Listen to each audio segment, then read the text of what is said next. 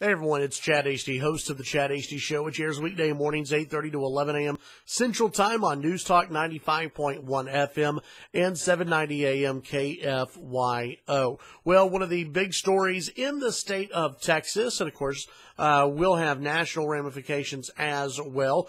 Democrats are taking aim at one Texas Senate seat. That would be Ted Cruz's Texas Senate seat. This story from Politico from over the weekend. Democrats aim to take out Cruz in 2018.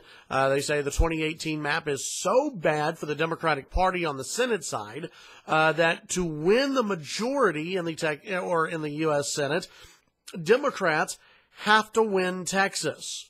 That's cute. The road to a Democratic Senate majority in 2018 runs through Texas, according to Politico. Facing the grim midterm map, Democrats are desperately trying to put enough GOP-held seats in play to take advantage of Donald Trump's unpopularity and carve out a credible path to take back Senate control. The odds are so long that Democrats must pin their hopes of taking out Ted Cruz in Texas. Yeah, okay. This whole article, of course, it gets its start because Beto O'Rourke, a representative out of El Paso, he's a three-term congressman out of El Paso. He announced this past week that he was going to that he is running against Ted Cruz. He says that he's going to run a non-traditional campaign.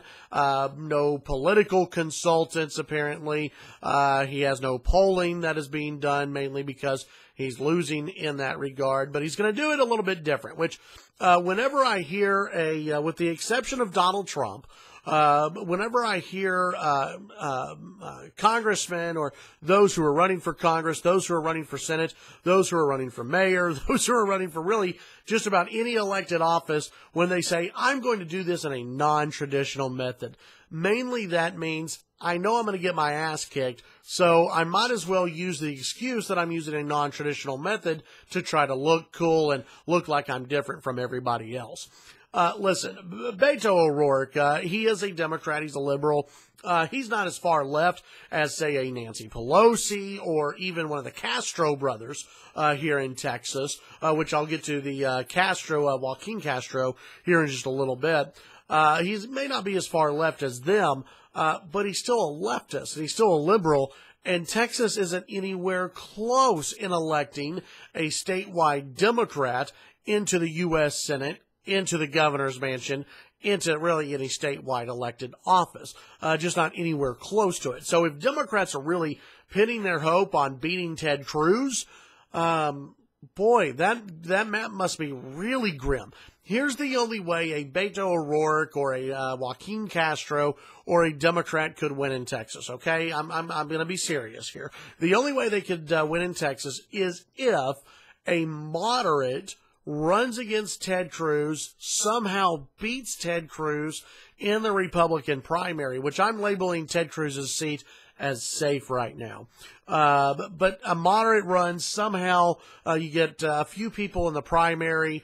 Ted Cruz loses. He's exposed for not being a team player, even though he has been a team player the last few months. He gets exposed for not being initially on board the Trump bandwagon, even though most people forget him for that.